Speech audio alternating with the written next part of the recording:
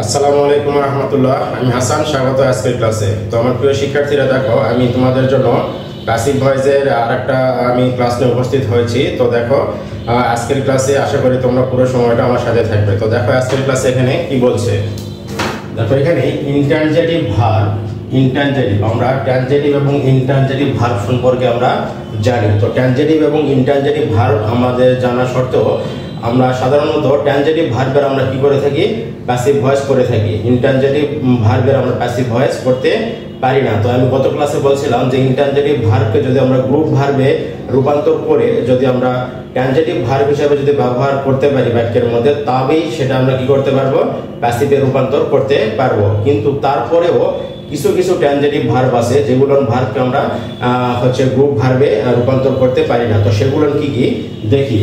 এখানে die, appear, তারপরে বলছে সিম, রেফার, ডিসঅ্যাপিয়ার, হ্যাপেন, বিলং, তারপরে এখানে ডিসপায়ার, এখানে অ্যালাউড, অকার,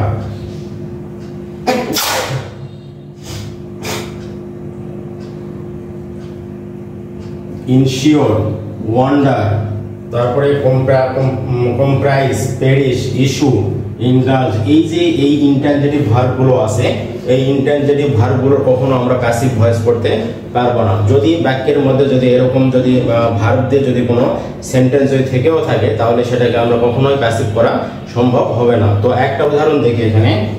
এখানে বলছে ইট অ্যাপিয়ার্ড, ইট অ্যাপিয়ার্ড, এটা একটা বাক্য। এখানে লেখা আছে বাট নট, কিন্তু it was not appeared, it was appeared, এটা কখনোই আমরা লিখতে পারবো না। ইট ওয়াজ অ্যাপিয়ার্ড এটা লেখা কখনোই সম্ভব হবে না, কারণ এই অ্যাপিয়ার্ড এই ভার্বের কি হবে না, এখানে আমরা কোনো প্যাসিভ ভয়েসে রূপান্তর করতে পারবো না। যার কারণে এখানে আমাদের কি করতে হবে, ইট অ্যাপিয়ার্ড এই বাক্যটা আমাদেরকে রেখে দিতে হবে। তাহলে আমরা কি দেখলাম যে উপরোক্ত ইনট্রানজিটিভ ভার্বগুলো আমরা কখনো প্যাসিভ ভয়েস করতে পারবো না।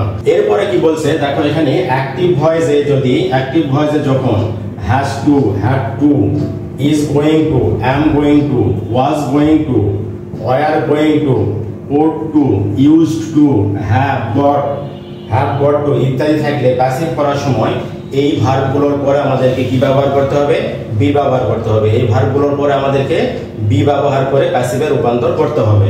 তাহলে এখানে has to, had to, is going to, am going to, was going to, were going to, ought to, used to, have got to ইত্যাদি থাকলে প্যাসিভ করার সময় এই ভার্বগুলোর পরে আমাদের কি করতে হবে, এই ভার্বগুলোর পরে আমাদেরকে বি ব্যবহার করতে হবে। বি ব্যবহার করে আমাদেরকে প্যাসিভে রূপান্তর করতে হবে। একটা উদাহরণ দেখি। Rabiul has to do the work. তাহলে এখানে কি আছে, হ্যাজ টু আছে। Rabiul has to do the work, তাহলে অবজেক্ট কোনটা এখানে, এটা, আর মূল ভার্ব হচ্ছে ডু। হ্যাজ টু আছে, সাবজেক্ট হচ্ছে এটা। তাহলে প্যাসিভ করার সময় আমাদেরকে কি করতে হবে, প্যাসিভ করার সময় অবজেক্টটাকে সাবজেক্ট করব, দা ওয়ার্ক করে দিলাম। তারপরে রুলস অনুযায়ী আমরা কি করছি, এখানে এই হ্যাজ টুর পরে আমরা এখানে একটা বি ব্যবহার করছি। হ্যাজ টুর পরে এখানে আমরা বি ব্যবহার করছি। করার পরে এই মূল ভার্ব দুটাকে আমরা এখানে কি করে দিছি, ডান। তারপরে প্রিপজিশন বাই, তারপরে সাবজেক্ট রবিউল, এখানে আসে রবিউল, অবজেক্ট হয়ে গেল। তাহলে যদি এই ভার্বগুলো যদি আমরা কোনো বাক্যের মধ্যে বা কোনো সেন্টেন্সের মধ্যে যদি সাহায্যকারী ভার্ব হিসেবে পাই, তাহলে প্যাসিভ করার সময় আমাদের কি করতে হবে, প্যাসিভ করার সময় আমাদেরকে এই ভার্বগুলোর পরে বি ব্যবহার করে মূল ভার্বের পাস্ট পার্টিসিপল করার মাধ্যমে আমাদেরকে প্যাসিভে রূপান্তর করে দিতে হবে। এরপরে রয়েছে কি বলছে, অ্যাডভার্বিয়াল অবজেক্ট। অ্যাডভার্বিয়াল অবজেক্ট আমরা যদি কোনো অ্যাডভার্বিয়াল ফ্রেজকে যদি আমরা সেন্টেন্সের অবজেক্ট হিসাবে যদি পাই, তাহলে সেটাকে আমরা সাধারণত অ্যাডভার্বিয়াল অবজেক্ট বলি। এই অ্যাডভার্বিয়াল অবজেক্ট বিশিষ্ট ভার্বগুলোর ক্ষেত্রে পরিবর্তন নিম্নরূপ, আমরা নিম্নরূপভাবে পরিবর্তন করে থাকি। তাহলে অ্যাডভার্বিয়াল ফ্রেজ বা অ্যাডভার্বিয়াল অবজেক্টগুলো আমরা কিভাবে আমরা পরিবর্তন করব সেটা দেখব। তাহলে এখানে he work for an hour, এখানে যে ফর অ্যান আওয়ার এটাকে বলা হচ্ছে অ্যাডজেক্টিভ।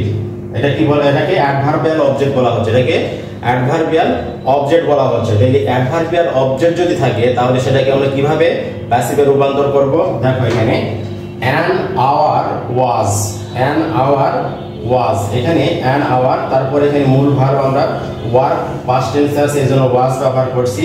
এখানে আমরা যে সময় কি করছি, কাটাইছি, সময় অতিবাহিত করছি। এই জন্য আমরা এই স্পেন্ড এই ভার্বটা আমাদেরকে কি করতে হবে, অতিরিক্ত ওই ভার্বটা আমাদেরকে নিয়ে আসতে হবে।